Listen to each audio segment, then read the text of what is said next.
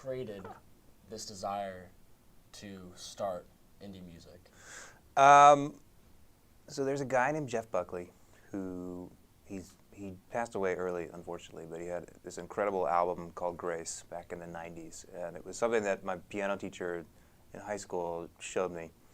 And there's a song on there that has the instrument, the sitar, and that is something that sort of drew me to it, and it became just sort of this fascination that grew. And I heard other music in different places that had sort of an Indian feel or influence to it, and it just kept growing. It kept growing. Gotcha. So like you grew up in Oklahoma, of course. yeah.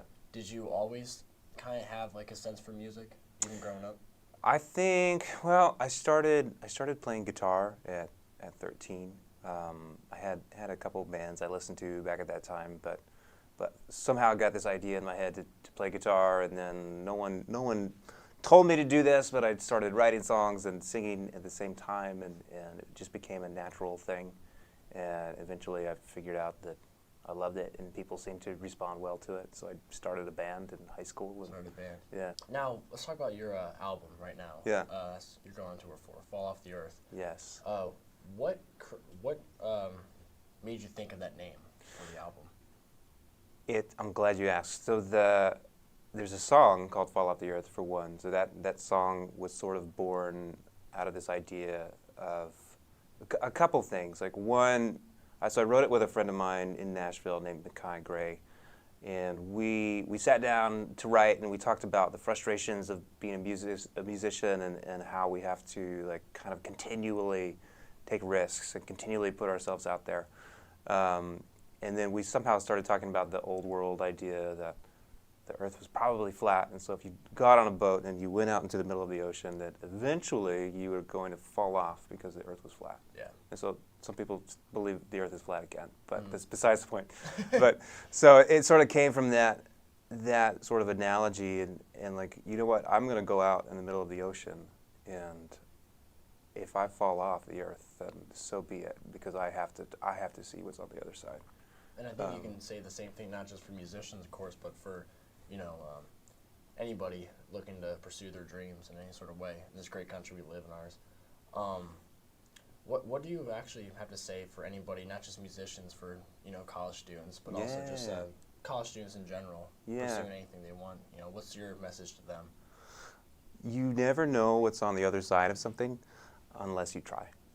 And I'm someone who tend to think a lot before I make a big decision, because that's sort of the way my brain works. I like to look at things from every angle, and I can be very hesitant sometimes, and sometimes that's good, and sometimes it's not. Yeah.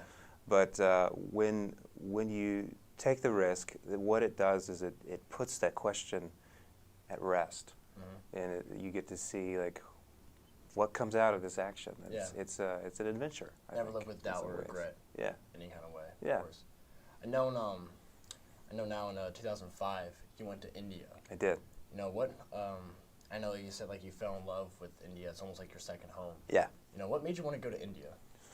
I really wanted to learn the sitar, for one. So I discovered sitar on Jeff Buckley's album and sort of fell in love with that. I was a guitar major in college, and so I was learning classical guitar and jazz guitar, and I loved that. But also I was getting a little bit bored with it, and I also wanted something different. And so I came across more Indian music and got connected with some people over there, and sort of took that risk and said, what if I moved to India for a while and actually studied sitar with a guru? And so I jumped in.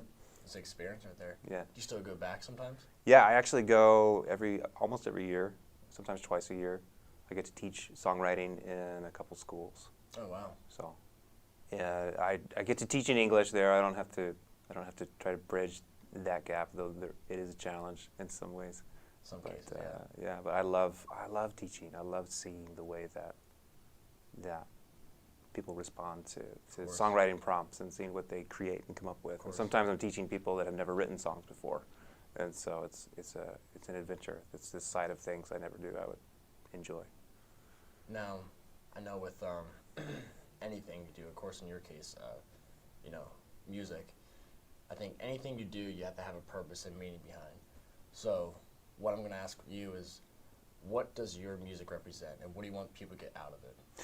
Yeah, so the music I write, it tends to be very honest. It tends to be, a lot of it's just about my life experiences and all that. But what I want is for when a person comes to a show, or when a person listens to my record, I want them to experience hope and joy. And even if I'm writing songs about hard things, I want to be able to turn that and look at life from a perspective of, you know what, this is hard, but I'm going to get through it, and my life is worth living and enjoying.